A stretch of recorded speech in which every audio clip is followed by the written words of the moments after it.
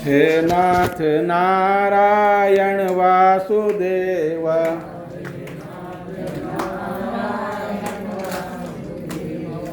श्री कृष्ण गोविंद हरे मुरारे,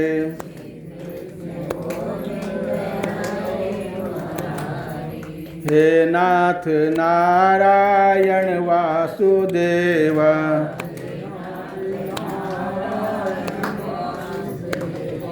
सुखावसाने इदमेव जाप्यम,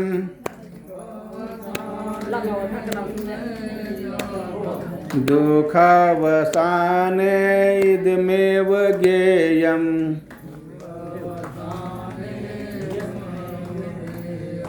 देहावसाने इदमेव ज्ञेयम्,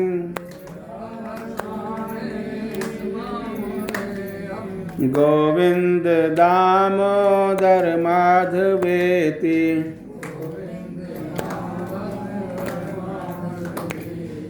श्री कृष्ण गोविंद हरे मुरारे,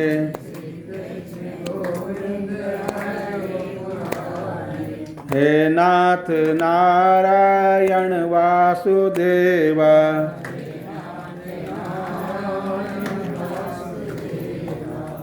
बोलिए भागवत भगवान की। महाराज परीक्षित प्रश्न करते हैं कि हमेशा भगवान दैत्यों को ही मारते हैं और देवताओं को हमेशा पक्ष लेते हैं, तो क्या भगवान केवल देवताओं के हैं? दैत्यों से उनका कोई लेना देना नहीं। भगवान तो समदर्शी हैं, फिर क्या कारण है कि बार बार दैत्यों को मारते हैं और देवताओं को नहीं मारते हैं? सुखदेव जी ने कहा, साधु पृष्ठम महाराज हरेश्चरितमद्भुतम यद भागवत माहात्म्यम भगवत भक्ति वर्धनम। आपने बहुत ही सुंदर प्रश्न किया। ये अत्यंत ही अद्भुत भगवान विष्णु का चरित्र श्रवण करने के लिए आपने ऐसा प्रश्न किया, क्योंकि आपको ज्ञान सब कुछ है, लेकिन यदि कुशल प्रश्न वक्ता करेगा, वक्ता से किया नहीं जाएगा तो वक्ता बताएगा क्या? विद्यार्थी कुछ पूछेगा नहीं तो मास्टर बताएगा क्या? आपने बहुत अच्छा प्रश्न किया, लेकिन आपने ये कहा कि भगवान हमेशा दैत्यों को मारते हैं, देवताओं को नहीं मारते हैं। भगवान ना तो किसी के मित्र हैं और ना किसी के शत्रु हैं। आप उनको जिस रूप में भजोगे, गीता में भी कहा है, तांस तथैव भजाम्य हम। आप जिस रूप में आप उनको भजोगे, आपको वो उसी रूप में भजेंगे।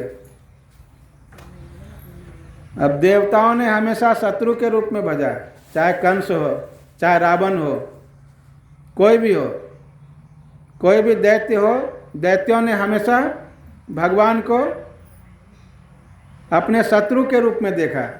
तो भगवान ने भी कहा कि चलो भाई, तुम हमको शत्रु के रूप में देख रहे हो तो शत्रु के लिए शत्रु है, मित्र के लिए मित्र है। जो जिस रूप में हमें भज रहा है, हम भी उसको उसी रूप में भज रहे हैं। आज मैं एक ऐसे भक्त का चरित्र सुनाने जा रहा हूँ जो कि दैत्य कुल में उत्पन्न हुआ है और दैत्य का शिरोमणि कहलाया। उनका नाम है प्रहलाद। प्रकृष्टम आह्लादम इति प्रहलादम, जिनके अंदर से ही एक विशेष आह्लाद उत्पन्न हो। आह्लाद तो सबके अंदर है, उमंग तो सबके उत्पन्न होता है, उमंग सबके अंदर है, लेकिन किसी के ज़्यादा भक्ति के रस में जो निमग्न होता है उसका उमंग बहुत ही तेज होता है, बहुत ही ज़्यादा होता है। कोई छोटा बच्चा आप देखना, अगर उसको आप बिस्कुट खिला दो तो वो जितना हर्षित होगा, और वही किसी वयोवृद्ध को बिस्कुट खिला दो तो उतना प्रसन्नता उसके चेहरे से नहीं आ पाएगा। आप कहोगे क्यों? बिस्कुट तो वही है, वही एक बच्चे को दे रहे, बच्चा जितना प्रसन्न होगा उतना प्रसन्न एक वृद्ध व्यक्ति नहीं हो पाता है। क्या कारण है?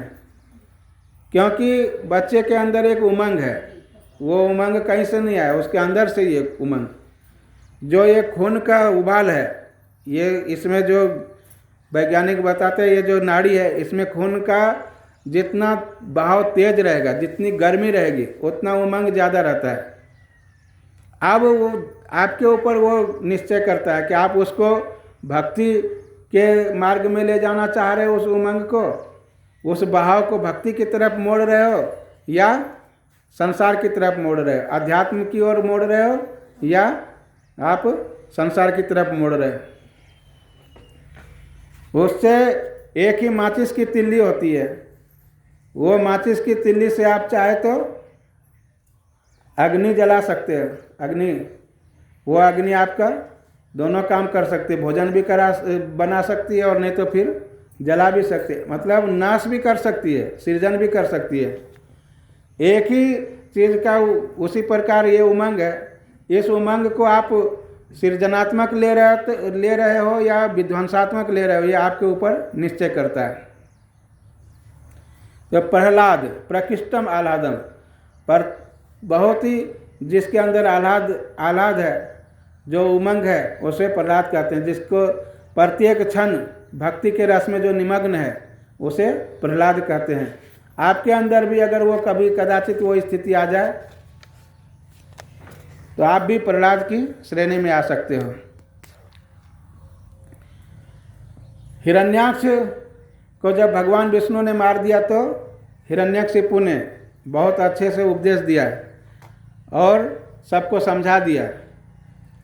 पर उपदेश कुशल बहुतेरे, जे आचरहि ते नर न घनेरे।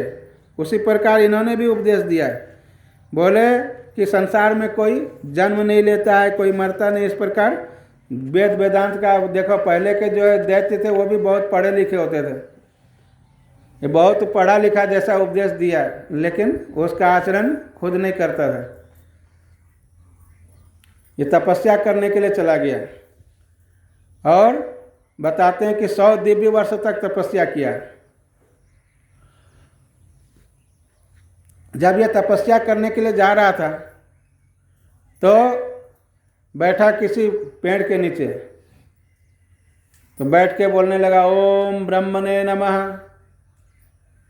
देवताओं के गुरु बृहस्पति को इंद्र ने बोला कि आप तोता के रूप धारण करके जाइए और जहाँ वो बैठा हो वहीं आप भी चले जाओ। तो जिस पेड़ के नीचे बैठा और कहने लगा ओम ब्रह्मणे नमः, तो वो तोता बोलता ओम नारायणाय नमः, ये बोले ओम ब्रह्मणे नमः, तोता बोलता है ओम नारायणाय नमः। अरे महाराज ये क्या हो रहा है, हम ब्रह्मा जी की आराधना करना चाहते हैं, ये नारायण का नाम ले रहा है। तो लौट आया। तो कयाधों ने पूछा कि लौट के क्यों आए आप? बोले कि एक तोता बोल रहा था नारायण नारायण। बोला क्या बोल रहा था? बोला नारायण नारायण बोल रहा था। अब कयाधों को ये नाम बड़ा अच्छा लगे सुनने में, तो कभी जो है भोजन करने के लिए बैठे, तो भोजन करते समय बोला स्वामी जी वो तोता क्या बोल रहा था? नारायण नारायण नारायण नारायण, और क्या बोलेगा? तो इस प्रकार कभी और किसी कार्य के लिए तो वो दिन भर इसी तरह बोलते रहे। अब इन्होंने 4 बार बोलता था तो 104 बार नाम ले लिया नारायण का। कयाधु ने सोचा कि 104 बार ले लिया तो 4 और हो जाए तो 108 बार हो जाए, एक माला पूरा हो जाए नारायण का। तो बोले कि स्वामी जी वो तोता क्या बोलता था? बोला ना नारायण नारायण नारायण, खींच के बोला 3 बार। अरे बोला अब 1 बार नाम रह गया, अब क्या होगा?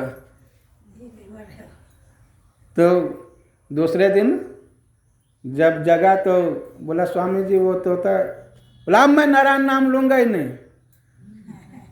हो गया 108 बार जो है नारायण का नाम ले लिया। उसी दिन उसी दिन प्रहलाद जी कयाधु के गर्भ में आए।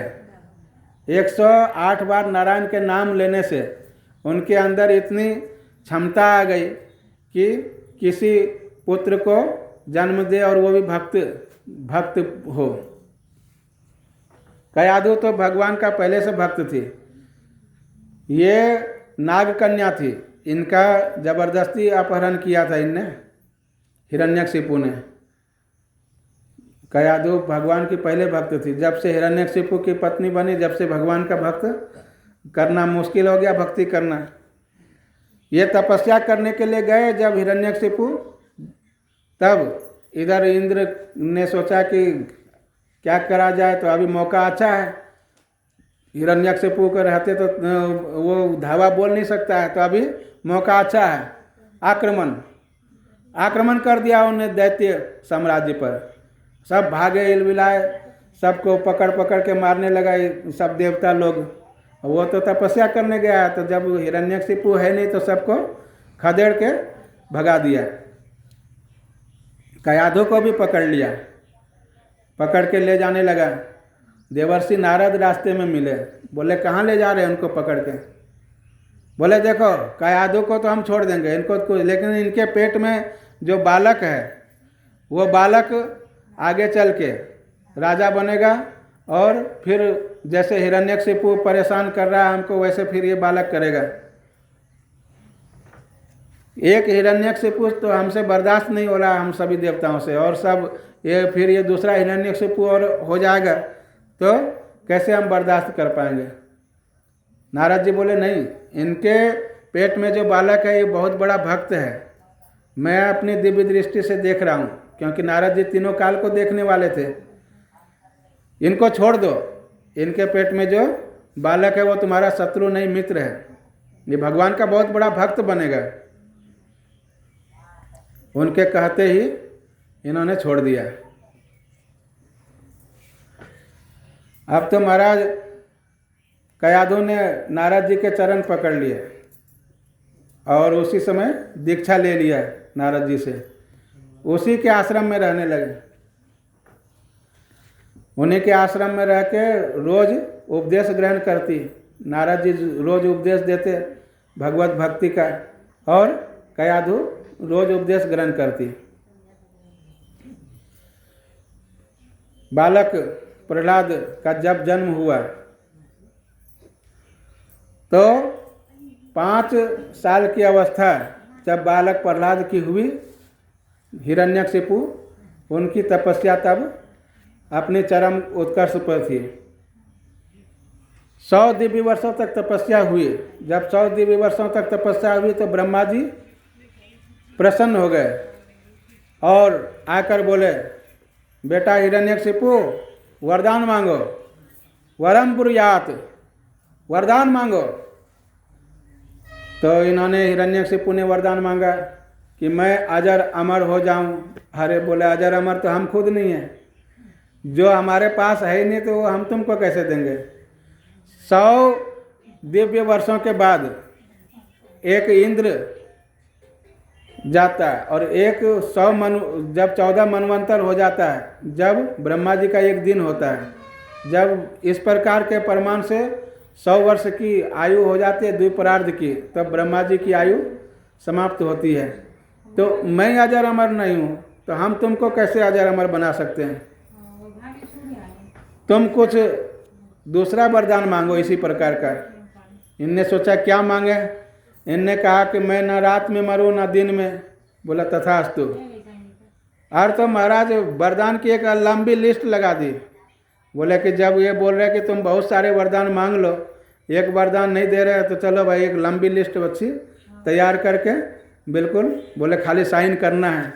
ना दिन में मरूं ना रात में, ना घर में मरूं ना बाहर, ना जल में मरूं ना थल में, ना जो है इस प्रकार के और बहुत सारे वरदान। ना पशु से मरे ना मनुष्य से, किसी भी 12 महीने में नहीं मरे, ब्रह्मा जी के बनाए हुए किसी भी व्यक्ति से नहीं मरे, किसी भी प्राणी से नहीं मरे। से बहुत लंबी लिस्ट है उनकी, बहुत लंबी लिस्ट लगा दिया, उनने साइन कर दिया तथास्तु। अब तो महाराज वरदान पा के प्रसन्न हो गया, बोला अब तो हम अजर अमर हो ही गए। ऐसी स्थिति में कौन मार सकता है? कोई नहीं मार सकता, ना पशु मारेगा ना आदमी मारेगा। ब्रह्मा जी के बनाए हुए पूरे सृष्टि तो ब्रह्मा जी ने बनाया है, उनके बनाए हुए किसी भी प्राणी से मैं नहीं मरूं तो फिर किससे मरेगा? नहीं मर, तो बहुत ताकतवर हो गया।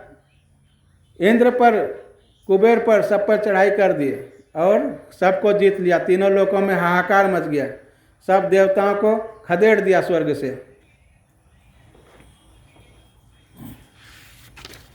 अब महाराज प्रहलाद जी की शिक्षा दीक्षा चल रही थी, तो एक बार प्रहलाद जी को देखा, उनके पाठशाला में आए प्रहलाद जी के पास और पूछे कि तुम जो स्कूल में, विद्यालय में तुम पढ़ते हो, तुम कोई एक उत्तम पाठ, अच्छा सा पाठ सुनाओ हमको, क्या तुम पढ़ के आए? तो प्रहलाद जी ने कहा कि अच्छा उत्तम पाठ सुनाना है। तो बोला ठीक है, उत्तम पाठ सुनाते हैं। तत्साधु मन्ये असुरवर्य देहिनाम सदा समुद्विग्न धियामसद्ग्रहात् हित्वात्म पातं गृहमन्धकूपं वनं गतो यद्धरिमाश्रयेत। आप इस असार रूपी संसार को, जिससे जो कि गृह अंधकूप, अंध कुआं के समान है, जो अंध कुआं के समान है, यह आश्रम, गृहस्थ आश्रम, इसे छोड़कर और जंगल में चले जाओ, वहाँ भगवान का भजन करो। वो हंसने लगा, अरे बोला ये कौन ने तुमको एक चैप्टर कहाँ से आ गया हमारे? उनको बुलाया, बोला अच्छा जाओ जाओ, प्रहलाद को बोला जाओ। उनके जो टीचर थे, जो उनके मास्टर साहब थे, उनको बुलाया, मास्टर साहब इधर आओ जरा, आपने क्या पढ़ाया हमारे लड़के को? तो उनका नाम था संडा मर्क, संड और मर्क, दो टीचर थे, दोनों को बुलाया, दोनों को पूछेगा आपने क्या पढ़ाया? आप लोग यही शिक्षा देते हो? बोले महाराज हमने नहीं ये पढ़ाया। अरे चुप, अब फिर कभी ऐसा नहीं हम अभी दोबारा ऐसा शिकायत नहीं आना चाहिए। ये लोग फिर राजा से कौन ज़्यादा बोले, चुप हो गए। फिर पढ़ाने लगे, बहुत दिन बीते। एक बार हिरण्यकशिपु राज्यसभा में बैठे थे, वहीं प्रहलाद जी आ गए। तो प्रहलाद जी को देखते ही हिरण्यकशिपु ने उन्हें अपनी गोद में बिठा लिया। बोला अच्छा बेटा आप बताओ तुमने क्या पढ़ा? तो प्रहलाद जी ने कहा कि ये, इन्होंने कहा कि उत्तम जो पाठ तुमने सबसे उत्तम पाठ पढ़ी है वही बताना। संडामर के दोनों देखने लगे कि कहीं जो है फिर से इसी प्रकार पाठ ने। बोला गुरुजी उत्तम पाठ सुनाएंगे, जो उत्तम पाठ है वही सुनाएंगे, आप लोग चिंता मत करो। बोला उत्तम जो पाठ आपने पढ़ा हो तुमने वही सुनाना। तो प्रहलाद जी बोलने लगे, श्रवणम कीर्तनम विष्णु स्मरणम पाद सेवनम अर्चनम वंदनम दास्यम सख्यमात्मनिवेदनम। श्रवणम, पहले सुनना चाहिए, भगवान के नाम का गुणानुवाद का श्रवण करना चाहिए, सुनना चाहिए।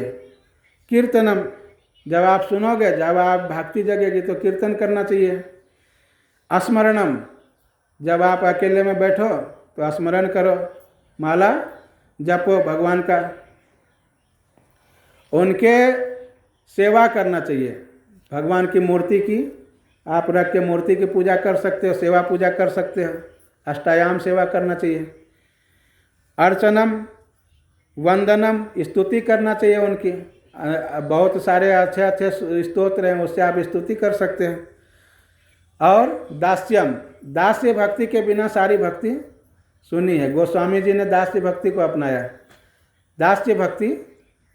और सखा भक्ति, भगवान आपके सखा हैं तो सखा भक्ति।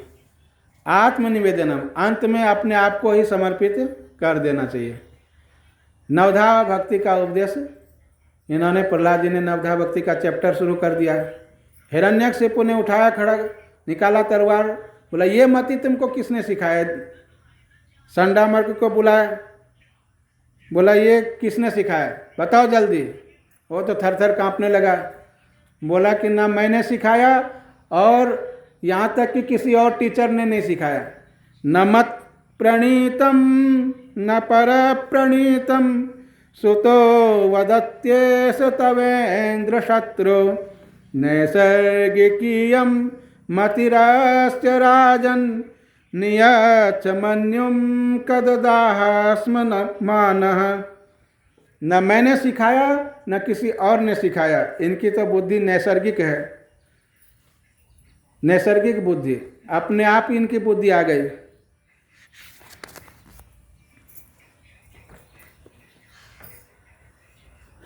इस प्रकार प्रहलाद जी को काफ़ी इन्होंने डराया धमकाया कि भगवान का भजन करना छोड़ दो। लेकिन कृष्ण ग्रह जिनको लग जाए, कृष्ण ग्रह गृहीत आत्मा जिनको कृष्ण, ये नवग्रह तो आप देख रहे हो नवग्रह, इसलिए हम पहले नवग्रह नहीं लगा रहे थे। लोग बोलते नवग्रह लगा, अरे जब कृष्ण भगवान है, ये इन नवग्रह से ऊपर है। जहाँ कृष्ण भगवान है, जहाँ कृष्ण भगवान आ गए, कृष्ण ग्रह गृहीत आत्मा जिनकी हो गई, उनको नवग्रह कभी परेशान नहीं कर सकते। वहाँ नवग्रह तो हाथ जोड़कर बैठे रहते हैं। ब्रह्मा मुरारी त्रिपुरांतकारी भानु शशि भूमि सुतो बुधश्च गुरुश्च शुक्र शनि राहु केतव नवग्रह कुर्वन्तु मम संध्यतापम।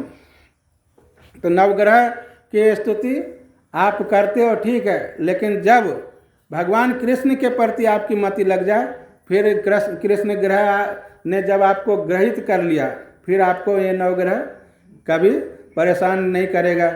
इसलिए हमने नवग्रह को यहाँ नहीं लगाया था। फिर लोगों ने कहा लगा दो, तो ठीक है भाई, व्यवहार में हमने लगा दिया।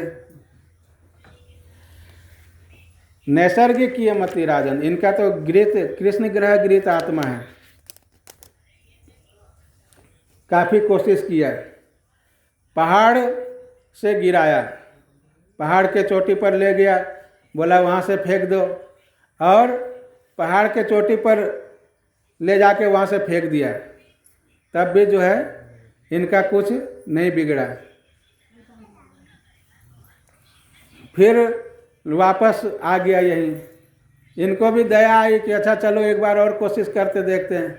फिर विद्यालय में पढ़ने भेज दिया। तो हिरण्यकशिपु तो अपने राजकाज में थे, और इनके जो संडामर्क थे, ये दोनों भी, इनको भी राजकाज में बुलाया गया था उस दिन। तो विद्यालय में वही थे और सब विद्यार्थी थे। तो सब विद्यार्थी से बोला कि आओ चलो आज आँख मिचौनी खेलते हैं। बोला आँख मिचौनी तो पुराना खेल है, तुम तो बोल रहे थे कि आज हम कुछ खेलते हैं, नया खेलते हैं। तो बोला हाँ, आँख मिचौनी है तो पुराना, लेकिन इसके स्वरूप को हम लोग नहीं जानते हैं। दो ही तो है, दो ही खिलाड़ी है, एक जीव है और एक शिव है, एक जीवात्मा एक परमात्मा, दो ही खिलाड़ी है। परमात्मा ने कहा कि हम तुमको छुपा देते हैं, तुम हमको ढूंढ लेना। परमात्मा ने अपने जब इस सृष्टि का, बड़ी सृष्टि का संहरण किया, तो परमात्मा ने अपने अंतःकरण में सबको छुपा लिया, अपने उदर में सबको, पूरी सृष्टि को निगल गए, पूरी सृष्टि को अपने अंतःकरण में छुपा लिए। परमात्मा ने आपको जब छुपा दिया और बाद में प्रकट कर दिया, आपको ढूंढ लिया। आँख मिचौनी में एक खिलाड़ी एक दूसरे को ढूंढता है, तो परमात्मा ने जब आपको छुपा दिया और बाद में आपको प्रकट कर दिया, ढूंढ लिया आपको। अब बारी है उनकी, अब वो छुप गए, अब आपकी बारी है, अब आपको ढूंढना है। उस समय तो उन्होंने आपको छुपा दिया और उनने तो आपको तुरंत ढूंढ दिया, क्योंकि उनने छुपाया, उनके छुपाएगा कहाँ, उनके अलावा तो कहीं दूसरा जगह ही नहीं है। ये उनके शरीर के अंदर ही तो पूरा ब्रह्मांड है, अनंत कोटि ब्रह्मांड कहाँ है, तो उनके उदर में है। तो उनने तो उधर से निकाला और तुमको निकाल दिया कि लो, हमने तुमको छुपा दिया, फिर ढूंढ भी दिया। अब तुम्हारी बारी है, आप बोला अब मैं छुपता हूँ, अब तुम हमको ढूंढो। यदि तुम हमको ढूंढ लेते हो तो ये आँख मिचौनी का खेल पूरा। तो हम भूल गए कि ढूंढना है अपने को, इसीलिए तो तुमको प्रकट किया है कि अब तुम ढूंढो। जब वो प्रकट कर दिया, आपने उनको ढूंढने के प्रयास नहीं करके दूसरे काम में लग गए। जिस लिए प्रकट किया है वो काम तो किया नहीं, उनने अपने उधर से क्यों निकाला कि अब तुम हमको ढूंढो, हमने तो तुमको ढूंढ दिया, तुम ढूंढो। दो ही है। बोले सब बच्चे लोग कि अभी तो हम लोग खेलने खाने का उम्र है, अभी से हम क्या परमात्मा को ढूंढेंगे। बोले तुम ऐसा समझते हो। अच्छा एक बात बताओ कि तुम अपनी आयु कितने मानते हो? तो किसी ने कहा 100 साल। बोला अच्छा ठीक है, चलो 100 साल मान लो, तुम्हारी 100 साल आयु है। तो रात तो तुम गवा देते हो सोने में, तो कितने हो गए? आधे समय तो तुम्हारा गया 12 घंटा सोने में, कितने बच गए? 100 साल में आधा गया तो कितना बच गया? 50। अब जो शुरू के 20 साल है खेलने खाने में चले गए, इतने तक तो बुद्धि नहीं आती है, अब कितने बच गए? अब जो 80 साल के आगे का उम्र है, हाथ इतना कांपता है, इतनी दवाई खाएगा कि डॉक्टर के यहाँ जाने से परेशान है आदमी, वो भजन क्या करेगा? उनका हाथ नहीं काम कर रहा, ना पैर काम कर रहा, ना कुछ कर रहा। तो जो इतना परेशान है खुद शरीर से, तो 80 साल के बाद आप कहोगे कि हम भजन कर लेंगे, तो मुश्किल है, क्योंकि आपका शरीर ही काम नहीं करेगा। अब कितना बच गया? 20 साल तो आप ये शरीर रोग ग्रसित हो जाता है, तो कितना बच गया? अब कितना साल बच गया आपके पास? 10। यही 10 साल आपके पास भजन कर। इसलिए अगर आप वास्तव में भजन करना चाहते हो तो कौमार आचरित प्राज्ञ, कुमार अवस्था से कौमार आचरित प्राज्ञो धर्मान भागवता निह दुर्लभम मानुषम जन्म तदप्य ध्रुवमर्थदम। यदि आप भगवान का भजन करना चाहते हो तो यही 10 साल आपके पास है। 10 साल यहीं से, मतलब जितनी जल्दी हो, जब जागे तभी सवेरा, जब से शुरू कर दो। ये मत सोचो कि हम 80 साल की उम्र होगा तब भजन करेंगे। जब आप इसी अवस्था में हो, इसी अवस्था में भजन करना शुरू कर दो। तो उस सारे बच्चे को, जितने बच्चे थे सबको बोले कि आओ हम लोग भगवान का कीर्तन करते हैं, भजन करते हैं। श्रीमन नारायण नारायण नारायण,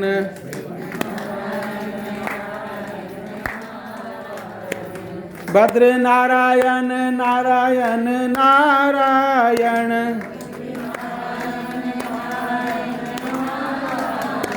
श्रीमन नारायण नारायण नारायण।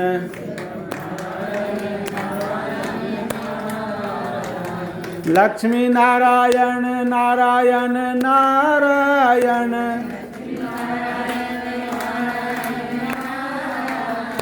श्रीमन नारायण नारायण नारायण।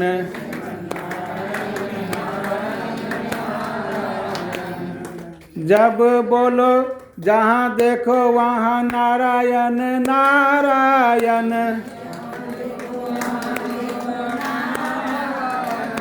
जब बोलो तब नारायण नारायण। श्रीमन नारायण नारायण नारायण।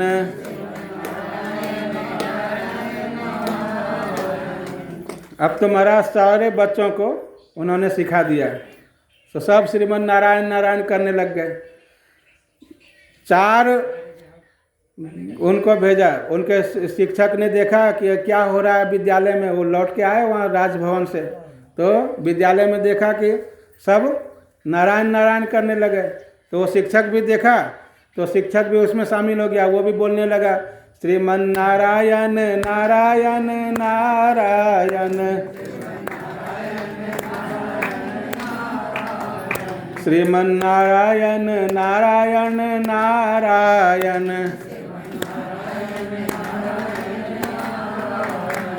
हिरण्यकशिपु ने 4 भेजा, 4 उनके सैनिकों को भेजा, बोला जाके देखो विद्यालय में क्या हो रहा है।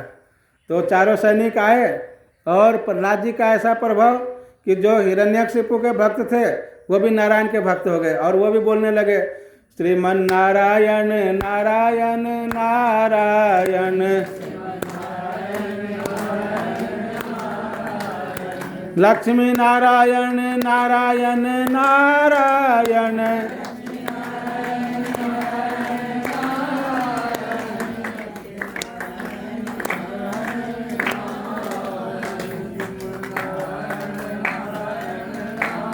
अब तो महाराज हिरण्यकशिपु स्वयं आया, बोला कि 4 को भेजा हमने, वो भी हिरण्यकशिपु स्वयं आया और आकर देखा तो सबको नारायण नारायण करते देखा।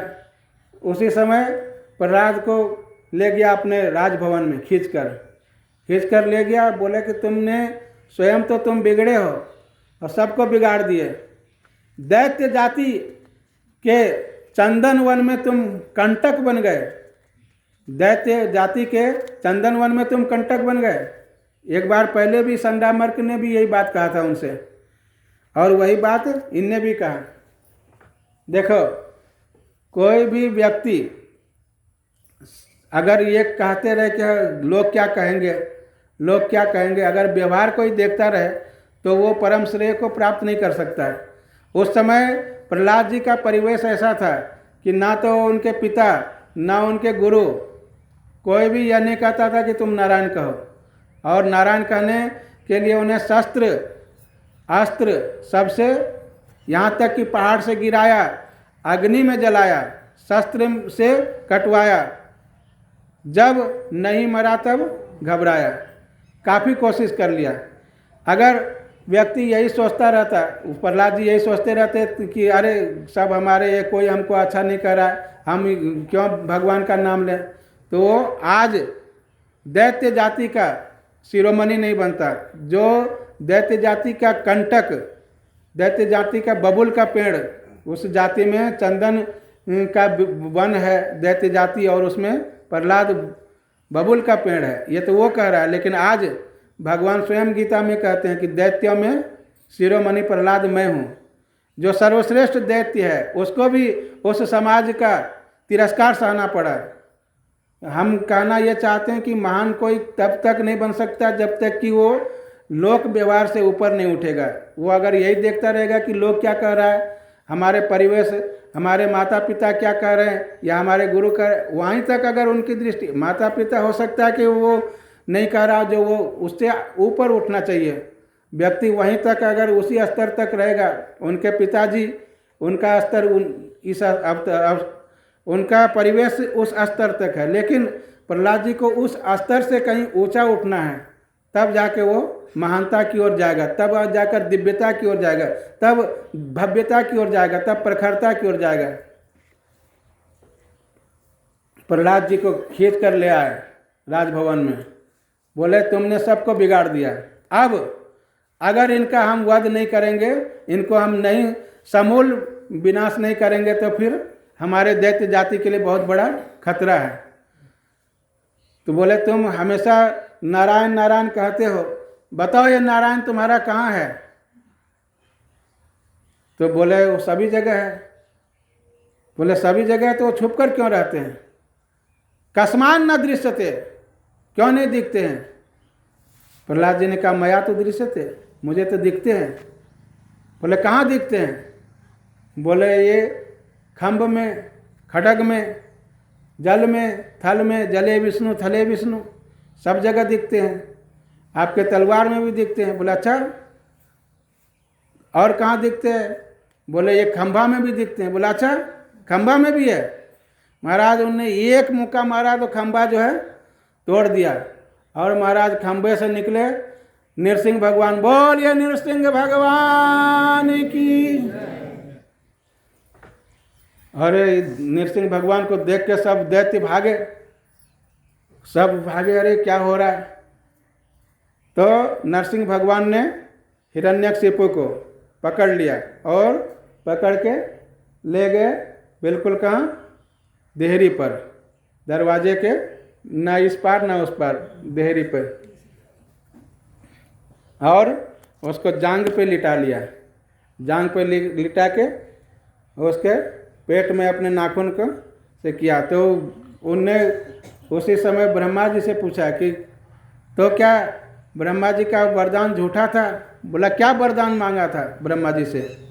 बोले कि ना मैं दिन में मरूं ना रात में मरूं। तो बोला ये ना दिन है ना रात है, ये क्या है? निशा, निशा बेला है, ये दिन और रात के बीच में है।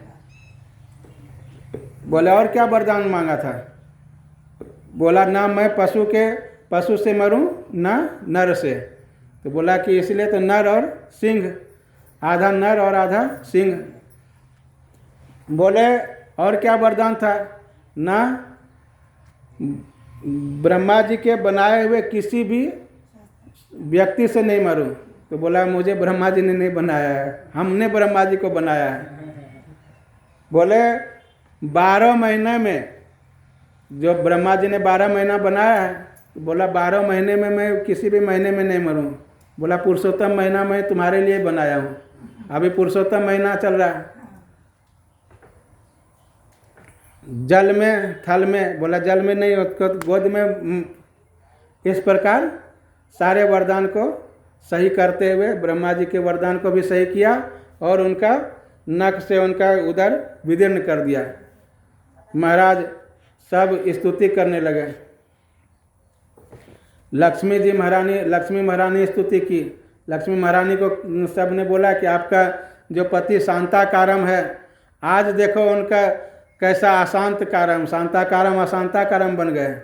उनके दाढ़ी से ज्वाला दिव्य लपटें उठ रही है और क्रोध इतना है कि जैसे मान लो कि अपने क्रोध में सारे संसार को जलाकर राख कर देना चाहते हैं। तो सारे देवताओं ने स्तुति की, लेकिन नृसिंह भगवान का क्रोध शांत नहीं हुआ। तब प्रहलाद जी को भेजा सब देवताओं ने कि बोला अब इनको भेज के देखते हैं। प्रहलाद जी ने जैसे स्तुति की तो नृसिंह भगवान का क्रोध शांत हो गया और उसको गोद में बिठा लिए। गोद में बिठाकर राज्य अभिषेक किया और बोला बेटा तुमको हमसे डर नहीं लगता है? बोला नहीं। बोला क्यों नहीं लगता है? बोला शेर का बच्चा कहीं शेर से डरता है? अरे बोला अच्छा अब वरदान मांगो तुम कुछ। तो बोले आप हमको वरदान देना ही चाहते हैं तो ये वरदान दीजिए कि हमें किसी भी वरदान मांगने की आज से इच्छा ही नहीं रहे, हमारे मन में किसी भी प्रकार का वरदान मांगने की इच्छा न रहे। एवं अस्तु, भगवान ने वरदान दिया। और आज भी नृसिंह भगवान के साथ प्रहलाद जी रहते हैं। तो इस प्रकार